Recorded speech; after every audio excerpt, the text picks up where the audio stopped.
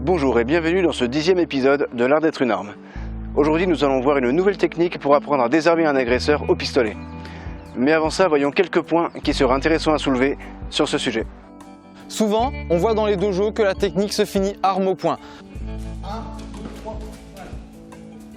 Dans l'idée, c'est bien joli, mais on a tendance à oublier à ce moment-là que l'arme peut très bien avoir servi à commettre un crime. Et donc cela signifie que nos empreintes peuvent se retrouver sur l'arme. Si on arrive à sortir d'une telle situation, c'est pas pour se retrouver en prison juste derrière. Mais oui, c'est clair. C'est pourquoi la technique que nous allons voir aujourd'hui permet de désarmer un agresseur sans laisser ses empreintes sur une arme ayant potentiellement servi à un crime. Pour commencer, il y a deux types d'agression à l'arme à feu. La première, la plus expéditive, l'agresseur en veut à votre vie. Dans cette situation, les chances de survie sont très minces. Il va vous pourchasser jusqu'à ce que mort s'en suive. Il va arriver, dégainer, tirer. Terminé. Ce cas-là d'exécution n'est pas celui qui nous intéresse. Celui qui nous intéresse, c'est celui où l'agresseur en veut à ce que vous avez dans les poches. Donc la confrontation peut durer légèrement plus longtemps. À ce moment-là, vous avez trois choix qui s'offrent à vous. 1. Vous essayez de fuir. 2. Vous donnez tout ce que vous avez et vous espérez surtout ne pas vous faire tuer juste derrière. Et 3. Vous vous défendez, mais vous prenez un risque considérable. Dans le cas numéro 1, on oublie, pour deux raisons. La première, lors d'une agression, vous pouvez très bien être accompagné, et qui plus est d'une personne que vous aimez, et vous n'allez pas le ou la laisser face à un tel danger. Deuxièmement, si vous vous mettez à courir et que la personne est déterminée à aller jusqu'au bout, il va vous tirer dans le dos. Donc le choix de fuir, on exclut. Il y a sûrement mieux à faire. En ce qui concerne le fait de donner tout ce qu'on a dans les poches, il reste toujours la question en suspens, va-t-il ou elle nous laisser partir ? Il vous reste un dernier choix, celui de vous défendre et de prendre le risque de vous faire tuer. Attention, on ne vous dit pas que c'est le bon choix à prendre, mais personnellement c'est le choix que je ferai.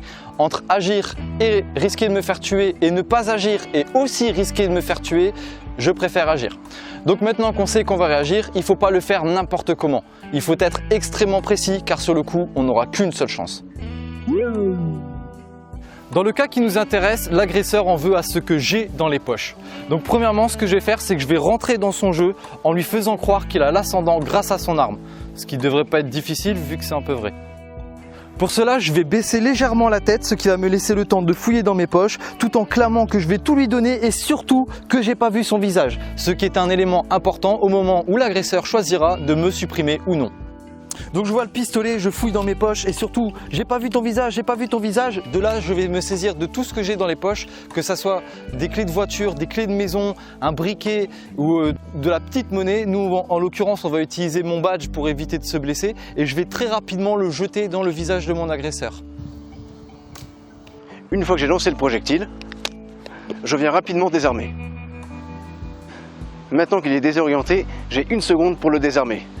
Pour ce faire, je vais frapper au niveau de l'articulation du poignet avec la zone qui se trouve entre le pouce et l'index et simultanément avec la paume de ma main, venir frapper le dos de sa main pour générer une cassure au niveau du poignet.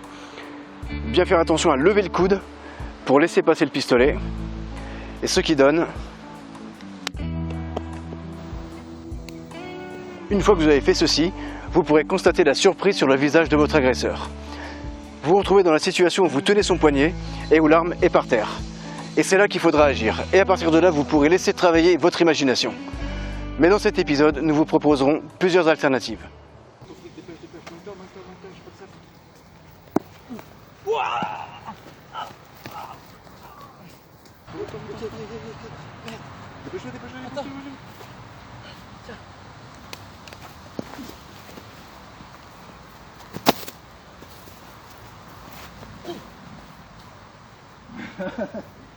Ça va.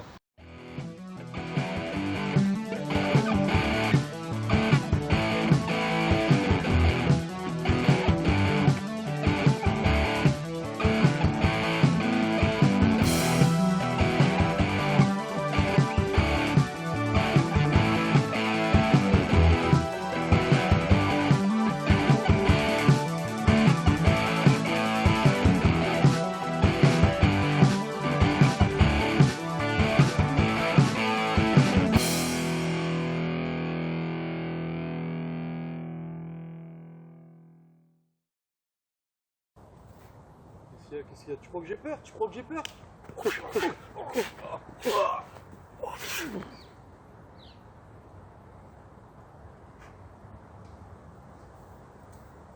C'est la fin de cet épisode, nous espérons que ça vous aura plu.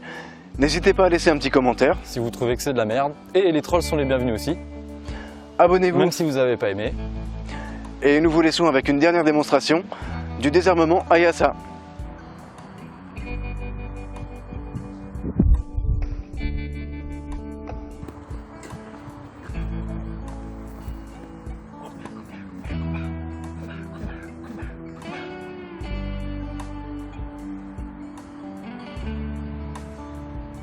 Aujourd'hui, on aura vu comment désarmer un pistolet sans même le toucher. Et surtout, n'oubliez pas que devant un flingue, rien ne sert de courir, il faut réagir à point.